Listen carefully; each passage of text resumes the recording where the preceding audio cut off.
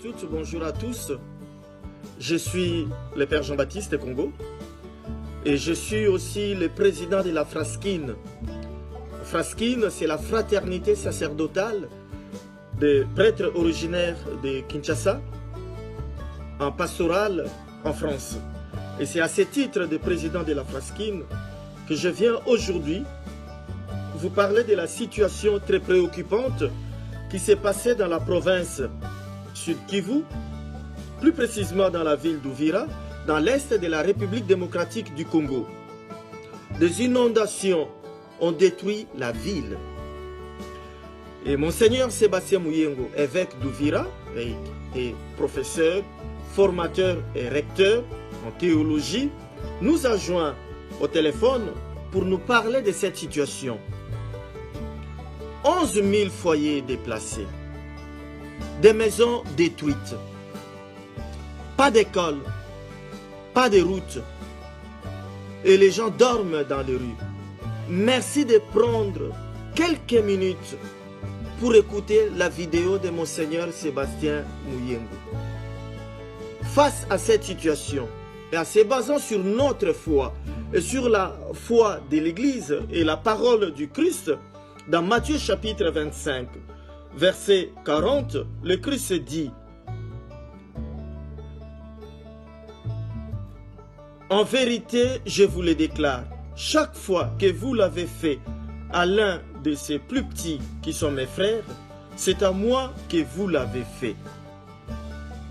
Eh bien, nous voulons venir en aide à cette population sinistrée.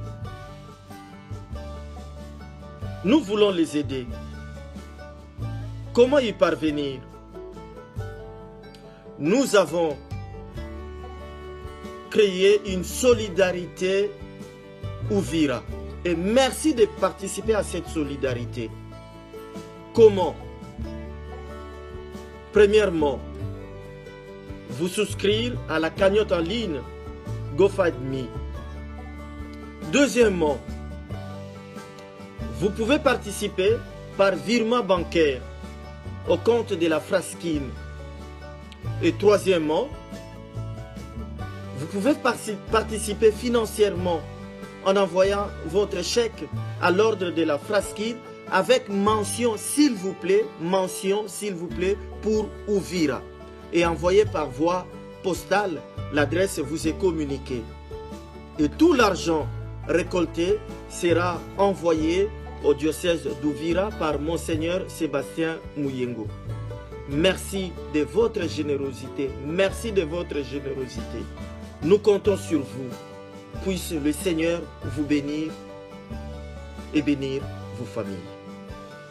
Merci.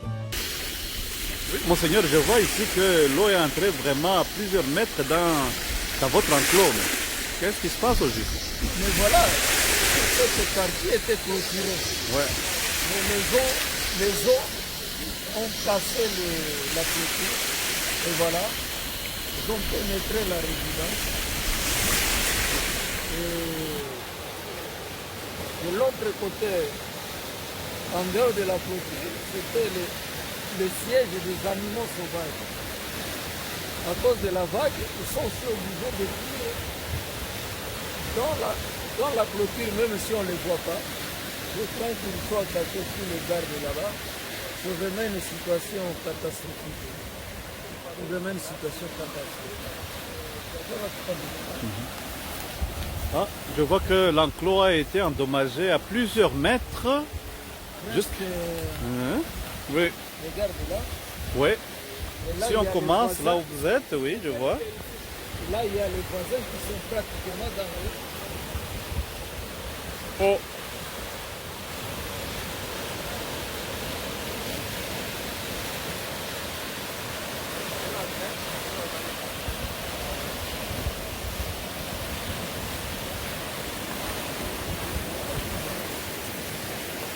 Là, je suis son Excellence, Monseigneur l'évêque, et puis je vous montre un peu comment toute sa clôture a été emportée à plusieurs mètres. Là, on avance. Ici, c'est à l'intérieur de la clôture où il y a des eaux du lac. là, on peut voir clairement que tout est déjà dans l'eau ici.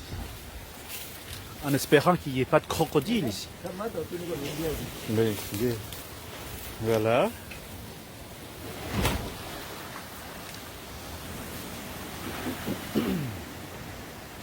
Voilà.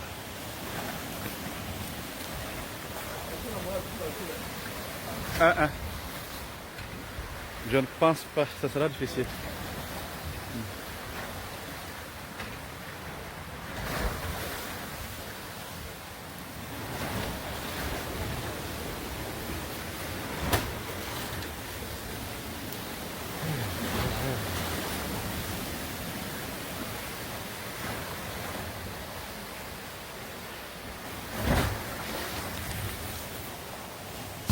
Donc, attention, s'il vous plaît.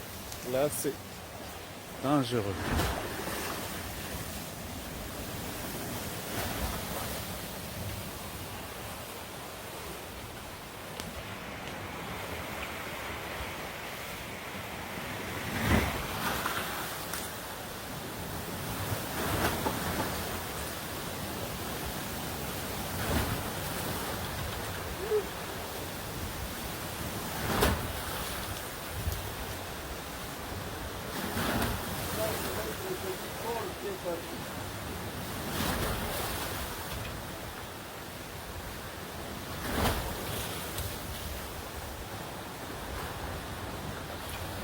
Les eaux sales ici, ce sont des eaux qui viennent des montagnes.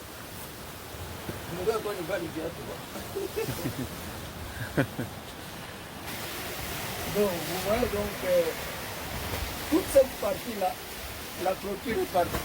La clôture est partie. Alors, en temps normal, nous pouvions aller à pied jusqu'à notre embarcadère là. Et tout est dans l'eau maintenant. Tout est dans l'eau. Alors vous voyez les eaux sales là. On voit bien que ce sont des eaux qui viennent d'ailleurs, étrangères au lac. Les vraies eaux du lac sont là au fond. Ce sont des eaux qui descendent des montagnes, qui charrient les pierres, le sable et la boue. Et même les animaux sauvages, les crocodiles, les hippopotames, ne peuvent pas survivre là-bas. Ils sont obligés de quitter là-bas pour s'abriter dans notre clôture. Et c'est ça les dangers que nous craignons. Évidemment, nous sommes protégés quand nous sommes à l'intérieur, mais je pense aux enfants qui viennent ici cueillir les fruits. Donc, on les appelle les maraudeurs ou voleurs, et n'ont pas besoin d'être mangés par les animaux sauvages. Voilà notre misère. Alors là, les eaux ont réussi à pénétrer, je ne sais pas par quel moyen, sous les murs, et nous sommes envahis partout. Nous sommes envahis partout.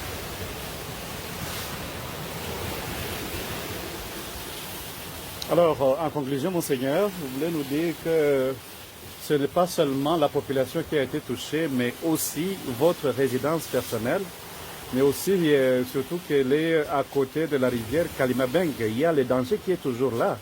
Mais c'est ça. Bon, je dis, je ne suis pas heureux, mais je dis la population. Nous faisons aussi partie de la population. Nous faisons aussi partie de la population. Et comme je disais pour l'Église, c'est peut-être un rappel du Seigneur qui nous dit nous devons être au milieu de notre peuple. La misère, le malheur de notre peuple, c'est notre propre malheur. C'est pourquoi je suis en train d'en appeler à tout le monde de nous tenir la main pour nous entraider. Quand je vois toute cette famille toutes ces familles qui sont dehors, quand je vois toutes ces familles qui sont dehors, je ne vois pas comment vous parlez de l'autre malheur, l'autre misère coronavirus. Je ne vois pas comment on va faire si, d'une semaine à l'autre, le gouvernement décrète l'ouverture des écoles. Où est-ce que je vais mettre tout ce monde? Où est-ce que je vais mettre tout ce monde? Je ne souhaite pas non plus que la situation perdure. Mais nous sommes vraiment dans des situations complexes. Si demain, après-demain, d'ici un mois, on nous dit d'ouvrir les écoles, où est-ce qu'on met tout ce monde? Où est-ce qu'on met tout ce monde? 12 000 familles dehors, dans les écoles, dans les églises. Et il y a une rivière, comme vous venez de le dire, comment ça s'appelle? Kalemabenge. Kalimabeng, qui risque aussi d'exploser d'ici là. Et là, ça va nous arriver aussi ici. Il y en a qui me demandent de déménager, mais où déménager au ville? Les eaux viennent des montagnes. Je vais vers les montagnes. Ça va m'attraper là-bas. On continue à prier le bon Dieu.